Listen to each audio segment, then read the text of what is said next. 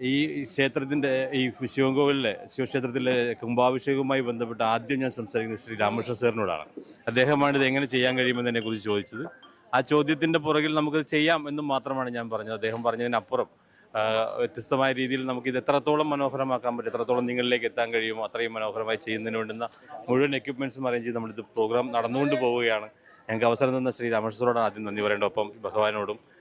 Ramakrishnan sir, ഈ കുംഭാഭിഷേകം സാധാരണഗതിയിൽ നമ്മളൊരു ജീവിതത്തിൽ ഇനി ഒരിക്കലും ഒരു കുംഭാഭിഷേകം ഇതുപോലെ കാണാൻ കഴിയുമെന്ന് പോലും എനിക്കറിയില്ല. കാരണം 100 വർഷങ്ങൾക്ക് ഇപ്പുറമാണ് ശങ്കരാചാര്യയുടെ വരുന്നത്, അദ്ദേഹത്തിൻ്റെ തലമുറ ആൾ വരുന്നത്. അദ്ദേഹത്തെ നമുക്ക് എങ്ങനെയാണെങ്കിലും ചിത്രത്തിൽ പകർത്താൻ കഴിഞ്ഞു, അദ്ദേഹത്തോട് സംസാരിക്കാൻ കഴിഞ്ഞു. അതിനൊക്കെ ഒരു വലിയ ഭാഗ്യം തന്നെയാണ്. അദ്ദേഹത്തെ തൊഴാൻ കഴിഞ്ഞതുപോലും വലിയ ഭാഗ്യമായി കാണുന്നു. ഇത്രയും വലിയൊരു പരിപാടി കോർഡിനേറ്റ് ചെയ്ത് അങ്ങേക്ക് പ്രത്യേകം നന്ദി രേഖപ്പെടുത്തുകയാണ്. ആദ്യം തന്നെ ഇത് ഭഗവാന്റെ കടാക്ഷം എന്നതിനേക്കാൾ ഒരു സാറിൻ്റെ ഒരു കോർഡിനേഷൻ തന്നെയാണ്, പറയാതെ വയ്യ. ഈ ഒരു കുംഭാഭിഷേകത്തിലേക്ക് സാർ എത്തിയതിന് അതിൻ്റെ കാര്യങ്ങളൊന്നും പറഞ്ഞു തന്നായിരിക്കും. ഇത് 2009 ഈ ക്ഷേത്രത്തിൽ ഇതിനു മുമ്പേ കുംഭാഭിഷേകം നടന്നത്. സാധാരണഗതിയിൽ ശാസ്ത്രവിധി പ്രകാരം 12 വർഷം കഴിയുമ്പോൾ ഈ വിഗ്രഹത്തിൻ്റെ ചൈതന്യത്തിന് കുറവുകൾ സംഭവിക്കാൻ സാധ്യതകളുണ്ട്. അത് ജീർണോദ്ധാരണം ചെയ്ത് തിരിച്ച് പുനഃപ്രതിഷ്ഠ നടത്തണം എന്നുള്ളതാണ് ശാസ്ത്രവിധി. അങ്ങനെ നോക്കിയാൽ ഇത് കുംഭാഭിഷേകം നടത്തുന്ന സമയം 12 വർഷത്തിൻ്റെ സമയം കഴിഞ്ഞു. പല സാഹചര്യങ്ങൾ കൊണ്ടും കോവിഡ് മുതലായ ബുദ്ധിമുട്ടുകൾ കൊണ്ടും നമുക്ക് ഇതിൻ്റെ മരാമത്ത് പണികൾ കംപ്ലീറ്റ് ചെയ്യാൻ പറ്റിയില്ല. അതെല്ലാം കഴിഞ്ഞ് കുംഭാഭിഷേകത്തിൻ്റെ സമയം വരുമ്പോൾ ഏതാണ്ട് 17 വർഷത്തോളം ഇപ്പോൾ എടുത്തു. പക്ഷേ ആ 17 വർഷം കൊണ്ട് ക്ഷേത്രത്തിലുണ്ടായിരുന്ന മരാമത്ത് പണികൾ നല്ലൊരു ശതമാനം നമുക്ക് ചെയ്യാൻ സാധിച്ചു. കുറേ കേടുപാടുകളുണ്ടായിരുന്നെല്ലാം നന്നായിട്ട് റെക്ടിഫൈ ചെയ്യാൻ പറ്റി.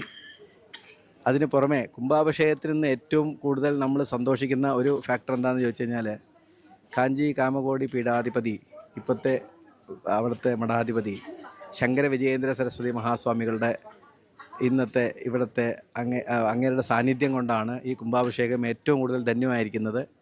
ഈ പുതുക്കോട് ക്ഷേത്രത്തിൽ ഈ ശിവക്ഷേത്രം ഏതാണ്ട് 400 വർഷത്തിലോളം പഴക്കമുണ്ടെന്നാണ് പഴമക്കാർ പറയുന്നത്. പക്ഷേ ഈ ഒരു കുംഭാഭിഷേകത്തിനും ഇതുപോലെ ആചാര്യസ്വാമികളുടെ നിറസാന്നിധ്യം ഉണ്ടായൊരു കുംഭാഭിഷേകം ഉണ്ടായതായിട്ട് ഇപ്പോൾ ഉള്ളവർക്ക് അറിയില്ല.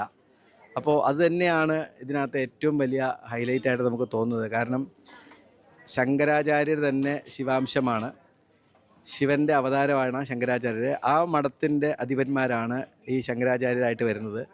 അപ്പോൾ ശിവക്ഷേത്രത്തിലെ ഒരു കുംഭാഭിഷേകത്തിന് മഹാദേവൻ്റെ അനുഗ്രഹമുള്ള അവരുടെ സാന്നിധ്യം ഉണ്ടാവുക എന്ന് പറയുമ്പോൾ അത് ആ ചൈതന്യത്തിൻ്റെ അവസ്ഥയെ അത്രത്തോളം കൂടുതലായിട്ട് നമുക്ക് ഫീൽ ചെയ്യുന്നു. അതുതന്നെയാണ് നമ്മുടെ മനസ്സിലിപ്പം നിറഞ്ഞു നിൽക്കുന്ന ഒരു ഫീൽ. അതാണ് ആ കുംഭാഭിഷേകത്തിന് ശങ്കരാചാര്യരുടെ സാന്നിധ്യം ഉണ്ടായത്. അത് പ്രത്യക്ഷമായിട്ടും അവിടുത്തെ ദേവൻ്റെ പൂർണ്ണ അനുഗ്രഹം കൊണ്ട് മാത്രം സംഭവിച്ചതാണെന്ന് നമ്മൾ വിശ്വസിക്കുന്നു. അതിൽ നമ്മളെല്ലാം വളരെയധികം ധന്യരാണ്. ഇത് സാധിച്ചതിലും ഇന്ന് പ്രത്യേകിച്ചും ഈ മഴക്കാലം ഞങ്ങൾക്ക് ഒരുപാട് സ്ട്രെയിൻ ഉണ്ടായിരുന്നു. ഇത് പ്ലാൻ ചെയ്യുമ്പോൾ ഒരു 4-5 മാസമായിട്ട് നമ്മൾ ഈ കുംഭാഭിഷേക പരിപാടികൾ തന്നെ ആലോചിച്ചുകൊണ്ടിരിക്കുകയാണ്, എങ്ങനെ വേണം, ഇതെന്താണ് ചെയ്യേണ്ടത്. അപ്പോൾ ആദ്യം നമ്മൾ കണക്ക് കൂട്ടിയത് ജൂലൈ മാസം എന്നൊക്കെ പറയുമ്പോൾ നല്ല പീക്ക് മഴ പെയ്യേണ്ട കാലമാണ്. ആ സമയത്ത് എങ്ങനെയായി കുംഭാഭിഷേകം നടത്താൻ പറ്റുകയെന്ന് നമുക്ക് ഭയങ്കര പേടിയുണ്ടായിരുന്നു. ഇവിടെ കുംഭാഭിഷേകം നമ്മൾ തുടങ്ങുമ്പോൾ 8-ാം തീയതി മുതൽ ഇതിൻ്റെ ചടങ്ങുകൾ തുടങ്ങി.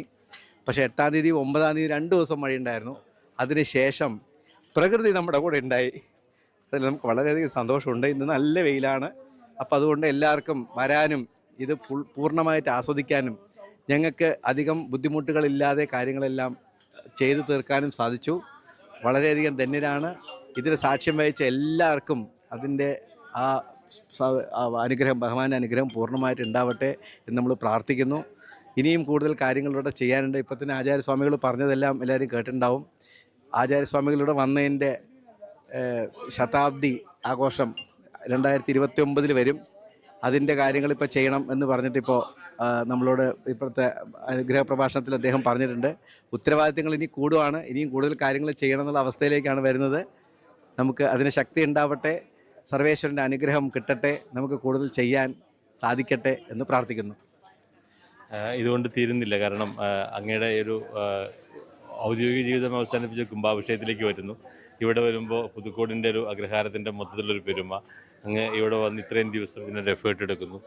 എല്ലാവരെയും കൂട്ടിച്ചേർത്തുകൊണ്ട് ഈ കുംഭാഭിഷേകം മനോഹരമാക്കാം. ഞാൻ ഇന്നലെ പോലെ രാത്രി 12 മണിക്ക് 1 മണിക്ക് തിരുമേനി ഇതിൻ്റെ സ്വാമിയുടെ നടക്കുന്നത് ഞാൻ കാണുന്നുണ്ടായിരുന്നു. അതെടുക്കുന്ന ഒരു സ്ട്രെയിൻ എന്ന് പറയുന്നത് ചെറുതല്ല. ഒരു കുംഭാഭിഷേകം മനോഹരമാക്കുക, ഇത്രമേൽ ഭംഗിയാക്കുന്നതിന് വേണ്ടി അങ്ങയുടെ ഒരു ഇടപെടലുകൾ, അത് പറഞ്ഞ തീരാത്ത കാര്യങ്ങളാണ്. എന്തായാലും അതിന് പ്രത്യേകം പുതുക്കോടിൻ്റെ പേരിൽ പ്രത്യേകം നന്ദി രേഖപ്പെടുത്തുന്നത് കണ്ണമ്പുറ വാർത്തകളുടെ പേരിലും. ഇത് കാണുന്ന മുഴുവൻ ആളുകളും പലരും ഇപ്പോൾ കണ്ട് ഒരുപാട് പേര് പറഞ്ഞു വളരെ നന്നായി കോർഡിനേറ്റ് ചെയ്തെന്നുള്ളത്, ഇൻക്ലൂഡിങ് ഞങ്ങളുടെ ഈ പ്രോഗ്രാം ചെയ്യാനുള്ള ഒരു അവസരം പോലും അങ്ങോട്ടൂടെയാണ് നമുക്ക് വരുന്നത്. ഞാൻ ജന്മം കൊണ്ട് പുതുക്കോടുകാരനാണ്. ഇവിടെ ജനിച്ച് ഇവിടുത്തെ സ്കൂളിൽ പഠിച്ച് 10ാം ക്ലാസ് വരെ ഇവിടെ പഠിച്ചതിന് ശേഷമാണ് ഒരു മൈഗ്രേഷൻ ആവശ്യമായിട്ട് വന്ന് പാലക്കാടാണ് അടുത്ത വിദ്യാഭ്യാസം, കോളേജ് വിദ്യാഭ്യാസം എല്ലാം പാലക്കാടായിരുന്നു. അത് കഴിഞ്ഞ് ഉദ്യോഗം ബാങ്കിലായതുകൊണ്ട് പല ദേശങ്ങളിൽ യാത്ര ചെയ്യേണ്ടി വന്നു, പല സ്ഥലങ്ങളിലായിട്ട്. ഇപ്പോൾ കഴിഞ്ഞ മാർച്ചിലാണ് ഞാൻ വോളണ്ടറി റിട്ടയർമെൻ്റ് എടുത്തത്. അമ്മയ്ക്ക് ആരോഗ്യത്തിൽ ചെറിയ പ്രശ്നങ്ങളുണ്ട്. ഇനി അമ്മയുടെ കൂടെ കുറച്ച് അടുത്ത് തന്നെ വേണമെന്നൊരു തോന്നലുണ്ടായതുകൊണ്ട് ഔദ്യോഗിക ജീവിതം 3 വർഷം മുമ്പേ അവസാനിപ്പിക്കുക ചെയ്തത്. പക്ഷേ അതിന് മുമ്പേ തന്നെ ഈ നിമിത്തങ്ങൾ ഉണ്ടായിരുന്നു. മാത്രമല്ല സർവീസ് കാലത്തും ഞാൻ ഏത് ദേശത്തിലുണ്ടോ ആ ദേശത്തെല്ലാം ഇതുപോലുള്ള സാംസ്കാരിക കാര്യങ്ങളും വൈദിക കാര്യങ്ങളും ഇടപെടാറുണ്ട്, അതിൻ്റെ കാര്യങ്ങളെല്ലാം ചെയ്യാറുണ്ട്. 2015 ഞാൻ എറണാകുളത്തുള്ളപ്പോൾ അവിടെ ഒരു അതിരുദ്രം ഞങ്ങൾ സംഘടിപ്പിച്ചിരുന്നു. അത് ഇതുപോലെ വലിയൊരു ഉത്സവമായിരുന്നു. അതിൻ്റെ പ്രധാന കാര്യസ്ഥാനത്തിരിക്കാനും എനിക്ക് സാഹചര്യം ഉണ്ടായി. അതെല്ലാം നമ്മൾ മനസ്സിൽ പ്ലാൻ ചെയ്യുന്ന കാര്യങ്ങൾ ശരീരം കൊണ്ടുപോകുന്നു എന്നാണ് പറയുക. നമുക്ക് ശരീരത്തിന് ശക്തി ഉണ്ടോ ഇല്ലയോ നമ്മൾ ആലോചിക്കുന്നില്ല. ഒരു കാര്യം മനസ്സിൽ തീരുമാനിച്ചാൽ അത് ഭഗവാൻ നിശ്ചയിച്ചതാണ്, അത് ചെയ്ത് തീർക്കാനുള്ള ഉത്തരവാദിത്വമാണ് നമ്മളതിനൊരു ടൂൾ മാത്രമാണ്. ഇപ്പോൾ ടൂൾ എപ്പോഴും നമ്മൾ ബ്രഷ് ചെയ്തുകൊണ്ടിരിക്കുക, ആ എനർജിയിൽ അതങ്ങോട്ട് പൊക്കോളും. അങ്ങനെ വിശ്വസിക്കുന്ന ഒരാളാണ് ഞാൻ. ആരോഗ്യം അതിനൊരു ലിമിറ്റേഷൻ ആവരുത് എന്ന് വിശ്വസിക്കുന്നത്. അതങ്ങ് നടക്കുന്നു, അത്രേ ഉള്ളൂ. നമ്മൾ എന്തെങ്കിലും പ്രത്യേകിച്ചുമായിട്ട് ചെയ്യുന്നു എന്നൊരു തോന്നലില്ല, അതങ്ങ് നടന്നു പോകുന്നു, അത്രേ ഉള്ളൂ. പിന്നെ പുതുക്കോട് ഇപ്പോഴത്തെ അവസ്ഥയിൽ എല്ലാവരും സഹകരിച്ചു. എല്ലാ ആൾക്കാരും ഇവിടെ ഒന്നാമത് ഇപ്പം ഞാൻ ചെറുപ്പകാലത്തുണ്ടായിരുന്നപ്പോൾ ഇവിടെയുള്ള എല്ലാ വീടുകളിലും പുരോഹിതന്മാരും ഇഷ്ടംപോലെ വൈദികരും ഒക്കെ ഉണ്ടായിരുന്നൊരു കാലം ഉണ്ടായിരുന്നു. എനിക്കിതിപ്പോഴും ഓർമ്മയിലുണ്ട്. വടക്കേ ഗ്രാമം എന്നൊക്കെ പറഞ്ഞാൽ വടക്കേ ഗ്രാമത്തിൽ നിറയെ വാദ്യന്മാരുണ്ടായിരുന്നൊരു കാലം ഉണ്ടായിരുന്നു. പക്ഷെ ഇപ്പോൾ എല്ലാം അവരുടെയൊക്കെ ജനറേഷൻ തീർന്നു. ഇവിടെ അവസാനമായിട്ട് എൻ്റെ അറിവിലുണ്ടായിരുന്നൊരു വാദ്യാർ ഗോപാല വാദ്യാർ, സാമവേദ ശ്രേണിയിലെ വളരെ ശ്രേഷ്ഠനായ ഒരു വൈദിക പണ്ഡിതനായിരുന്നു. അത് കഴിഞ്ഞിട്ട് പുതുക്കോടൊരു വാദ്യാർ ഇവിടെ ഇല്ല, താമസമില്ല. ഇവർ തന്നെ കിഴക്കഞ്ചേരിയിൽ നിന്നുള്ള ഒരു വാദ്യാർ, അവരുടെ ഒരു സപ്പോർട്ടിലാണ് ഇവിടുത്തെ വൈദിക കാര്യങ്ങൾ ഇപ്പോൾ നടന്നു പോകുന്നത്. ഇവിടെ അതുപോലെ മൈഗ്രേഷൻ ഭയങ്കരമായിട്ട് നടന്നു. ആൾക്കാരെല്ലാം അടുത്ത ജനറേഷനെല്ലാം ജോലി തേടി പുറത്ത് രാജ്യങ്ങളിലേക്ക് പോയി. അതിൻ്റെ ഒരു കുറവ് ഗ്രാമത്തിൽ ഇപ്പോഴും ഉണ്ട്. പക്ഷേ പ്രധാനപ്പെട്ട കാര്യങ്ങൾ, പ്രത്യേകിച്ച് ഇവിടെ നടക്കുന്ന ഏറ്റവും വലിയ ഉത്സവം, ഒരു വർഷത്തിൽ നടക്കുന്ന ഏറ്റവും വലിയ ഉത്സവം എന്ന് പറയുന്നത് അന്നപൂർണേശ്വരി ക്ഷേത്രത്തിലെ നവരാത്രിയാണ്. ആ മഹോത്സവത്തിന് എല്ലാ ഗ്രാമത്തിലുള്ള എല്ലാവരും ഏത് ദേശത്തുണ്ടെങ്കിലും വന്ന് അങ്ങനെയാണ് നവരാത്രി മഹോത്സവം നടന്നു പോകാറ്. അതിൻ്റെ ഒരു ഫീല് വരുന്ന പോലെ തന്നെ ഇന്ന് ഈ കുംഭാഭിഷേകത്തിൻ്റെ അപ്പീൽ പോയപ്പോൾ എല്ലാവരും ഉഷാറായി. എല്ലാ സ്ഥലത്തുള്ള ആൾക്കാരും പുതുക്കോടിയൻസ് എല്ലാം വന്നിട്ടുണ്ട്. മെജോറിറ്റി ആൾക്കാർ ഇപ്പോൾ വന്നിട്ടുണ്ട്. അവരെല്ലാം അവരുടെ നവരാത്രിയുടെ ഒരു ഫീല് പോലെ തന്നെയാണ് അത് തോന്നുന്നത്. അപ്പോൾ അത് തന്നെയാണ് നമ്മുടെ ഊർജ്ജവും. കാരണം ഇനി ഇതുപോലൊരു ആവശ്യം വന്നാൽ എല്ലാവരും കൂടെ ഉണ്ട്, ഞങ്ങൾ കൂടെ ഉണ്ടാവുമെന്നുള്ള അവരുടെ ഒരു സിഗ്നേച്ചറാണ് നമുക്ക് ഇതിനകത്ത് കാണാൻ കഴിയുന്നത്. അത് തന്നെയാണ് ഈ സംഭവങ്ങളെല്ലാം, ഇതുപോലുള്ള കാര്യങ്ങളെല്ലാം ചെയ്യാനുള്ള ഉത്തേജനവും നമുക്ക് നൽകുന്നത്. ഇവിടെ ഒരു കാര്യം കൂടി, ഇവിടെ നമ്മൾ പുതുക്കോടിനെ സംബന്ധിച്ചിടത്തോളം പറയപ്പെടുന്നത് സാമവേദം ഉൾപ്പെടെ 4 വേദങ്ങളിലും അവഗാഹമുള്ള പ്രാവീണ്യമുള്ള ഗ്രാഹ്യമുള്ള നിരവധി വേദപണ്ഡിതന്മാർ താമസിച്ചിരുന്ന, അല്ലെങ്കിൽ അവർക്ക് ജന്മം കൊടുത്തൊരു മണ്ണുകൂടിയാണ് പുതുക്കോട്. നമ്മൾ അതിൻ്റെ ഭാഗമായിട്ടാണ് ഇവിടെ ഒരു വേദപാഠശാല ഉണ്ടാവുന്നതും അത് പിന്നീട് സ്കൂളായി ചെയ്യുന്നതൊക്കെ. ഇപ്പോൾ മഠാധിപതി അദ്ദേഹം സംസാരിച്ചതുപോലെ ആ പഴയ കാലത്തെ ആ സാമവേദത്തിൻ്റെയും യജുർവേദത്തിൻ്റെയൊക്കെ ആചാര്യന്മാരെ അല്ലെങ്കിൽ പുനഃസൃഷ്ടിക്കുകയോ അതിനു വേണ്ടുന്ന സംവിധാനമോ പുതുക്കോട് കൂടി ആരംഭിക്കാനുള്ള ഒരു ഇനീഷ്യേറ്റീവ് കൂടി ഗ്രാമസമൂഹം ഏറ്റെടുക്കണമെന്ന് ഞാൻ ഇതിലൂടെ അഭ്യർത്ഥിക്കുകയാണ്. കാരണം അത് നമ്മുടെ പാരമ്പര്യമാണ്, നമ്മളതൊരിക്കലും നഷ്ടപ്പെടുത്തി കളയരുത്. അതിനുള്ളൊരു ഇനീഷ്യേറ്റീവ് കൂടി ഈ ഒരു കുംഭാഭിഷേകത്തിലൂടെ തുടങ്ങി വെക്കാൻ നിങ്ങളെല്ലാവരും ഞാൻ ആഗ്രഹിക്കുന്നു, ഒപ്പം നമ്മുടെ സമൂഹം ആഗ്രഹിക്കുന്നു. നിങ്ങൾ അതിന് വേണ്ടി ഒരു ഇനീഷ്യേറ്റീവ് കൂടി ചെയ്യണമെന്ന് അഭ്യർത്ഥിക്കാം. തീർച്ചയായും ഇത് വളരെ വലിയൊരു പോയിന്റാണ്. അതായത് ഞാൻ നേരത്തെ പറഞ്ഞ പോലെ ഋഗ്വേദം, യജുർവേദം, സാമവേദം, ഇത് 3ലും ഇവിടെ വൈദിക ശ്രേഷ്ഠന്മാരുണ്ടായിരുന്നു. പ്രത്യേകിച്ച് സാമവേദത്തിൽ, ഈ സാമവേദത്തിൽ ഗോപാലവാദ്യാർ പാണി എന്ന് പറഞ്ഞൊരു പ്രത്യേക പാണി തന്നെയുണ്ട്. അത്രയും ശ്രേഷ്ഠമായ അദ്ദേഹത്തിന് ഗുരു ആരാന്നറിയില്ല. അദ്ദേഹത്തിന് മക്കളില്ലാത്തതുകൊണ്ട് അത് പിന്നെ ആരും അങ്ങനെ പ്രാവർത്തികമായിട്ട് കൊണ്ടുപോയില്ല. അനന്തരശങ്കരവാദ്യാരുടെ പേരക്കുട്ടിയാണ് ഒരാൾ അതിന് ശേഷം അത് സ്വായത്തമാക്കിയിട്ടുള്ളത്. അദ്ദേഹം ഇപ്പോൾ നാട്ടിലില്ല. അതിനേക്കാളും പ്രധാനമായിട്ട് ഇവിടെ ഉണ്ടായിരുന്ന സംസ്കൃത കോളേജാണ്. സംസ്കൃത കോളേജ് ഇവിടെയാണ് ഉണ്ടായിരുന്നത്. അന്ന് ശിരോമണി എന്ന് പറയുന്ന ബിരുദത്തിന് തുല്യമായ സംസ്കൃതത്തിലെ ഒരു പാഠ്യരീതി, അതിൻ്റെ പരീക്ഷയൊക്കെ നടന്നുകൊണ്ടിരുന്നത് ഈ സാൻസ്ക്രിറ്റ് കോളേജിലായിരുന്നു. ഒരുപാട് പേര് ഇവിടെ വന്ന് പരീക്ഷ എഴുതി പാസ്സായവർ പല വലിയ നിലയിൽ പല സംസ്കൃതത്തിലെ അഗ്രഗണ്യന്മാരായിട്ട് വന്ന ചരിത്രങ്ങളുണ്ട്. അതിലൊരാൾ എൻ്റെ ഭാര്യയുടെ തന്നെ മുത്തശ്ശനായിട്ടുള്ള ഡോക്ടർ KV ശേഷാദ്രിനാഥ ശാസ്ത്രികൾ അങ്ങനെ എപ്പോഴും പുതുക്കോടിനെ പറ്റി പറയാറുണ്ട്. മദ്രാസ് സംസ്കൃത കോളേജിലെ റിട്ടയർഡ് പ്രിൻസിപ്പൽ. അദ്ദേഹം ശിരോമണി പഠിക്കാനും അതിനുശേഷം ശിരോമണി പരീക്ഷ എഴുതിയതും പുതുക്കോട് സ്കൂളിൽ വെച്ചിട്ടാണെന്ന് പറയാറുണ്ട്. ആ സ്കൂളിൽ തന്നെയാണ് ഞങ്ങളിപ്പോൾ സർവജന ഹൈസ്കൂൾ. ഇപ്പോൾ അത് ഹയർ സെക്കൻഡറി സ്കൂളായിട്ടുണ്ട്. ഞാനുള്ളപ്പോൾ അത് ഹൈസ്കൂളായിരുന്നു. ഈ സ്കൂളിൽ തന്നെയാണ് ഇപ്പോൾ കുട്ടികൾ പഠിക്കുന്നത്. അപ്പോൾ അതിൻ്റെ ചുവരുകൾക്കൊന്നും ആ ഒരു ഒലിയൊന്നും പോവില്ല. അതിൻ്റെ ആ സ്ഥലത്തിൻ്റെ സ്ഥലമാഹാത്മ്യം നമുക്ക് ഇപ്പോഴും ഉണ്ട്. അത് എന്തെങ്കിലും തിരിച്ചു വരും. നമ്മൾ കാലചക്രം എന്ന് പറയുന്നത് മാറ്റങ്ങൾക്ക് അതീതമാണ്. അപ്പോൾ അതിൽ ഈ മാറ്റങ്ങൾ കൊണ്ടുവരും. ഒരു മാറ്റത്തിൽ ഇങ്ങനെ വന്നു, ഇനി അടുത്ത മാറ്റത്തിലൂടെ തിരിച്ച് ഈ വേദവും മന്ത്രങ്ങളും അതിൻ്റെ ധ്വനികളും ഈ ഗ്രാമങ്ങളിലെല്ലാം ഇനിയും ഉണ്ടാവട്ടെ. ആ ദിവസങ്ങളാണ് നമ്മളിനി കാണുന്നത്. അത് കാരണം വേദമാണ് ലോകം നിലനിർത്തുന്നത് എന്നാണ് നമ്മളെ പഠിപ്പിച്ചിട്ടുള്ളത്. നമ്മളത് അങ്ങനെയാണ് നമ്മൾ കൊണ്ടുപോകുന്നത്. വേദോ അഖിലോ ധർമ്മം നിൽക്കുന്നതും വേദം കൊണ്ടാണ്. അപ്പോൾ അത് തിരിച്ച് അതേ ശ്രേണിയിലേക്ക് വരട്ടെ. ഇപ്പോൾ ലോകത്ത് പല സ്ഥലങ്ങളിലും വേദ പാഠശാലകളുണ്ട്. ഒരുപാട് പേര് പുതിയ ജനറേഷനിലുള്ളവർ വേദം പഠിക്കുന്നുണ്ട്. എന്തിനധികം അമേരിക്കയിൽ പോലുള്ള സ്ഥലങ്ങളിൽ ഇവിടുന്ന് മൈഗ്രേറ്റ് ചെയ്ത ആൾക്കാരെല്ലാം അവിടെ വേദം പഠിച്ച് വലിയ കാര്യങ്ങൾ അവിടെ ചെയ്യുന്നു. വലിയ അതിരുദ്രം പോലുള്ള മഹായജ്ഞങ്ങൾ നടത്തുന്നു. അപ്പോൾ അതൊന്നും അവിടെയുള്ളവർക്ക് കേട്ടുകേൾവിയില്ലാത്ത കാര്യങ്ങളാണ്. ഈ മൈഗ്രേഷൻ 400 വർഷം മുമ്പേ തമിഴ്നാട്ടിൽ നിന്നുണ്ടായതാണ്. ഇവിടെ ഈ പാലക്കാടിൽ ഈ ഗ്രാമങ്ങളെല്ലാം ഉണ്ടായിട്ടുള്ളത് 400 വർഷങ്ങൾക്ക് മുമ്പേ തമിഴ്നാട്ടിൽ നിന്ന് ഇങ്ങോട്ട് മൈഗ്രേറ്റ് ചെയ്ത ബ്രാഹ്മണരാണ് ഇപ്പോൾ ഇവിടെ ഉള്ളത്. ഇതിൻ്റെ അടുത്ത മൈഗ്രേഷനാണ് ഇപ്പം ഈ അമേരിക്ക മറ്റുള്ള നാടുകളിലേക്കൊക്കെ പോയിരിക്കുന്നത്.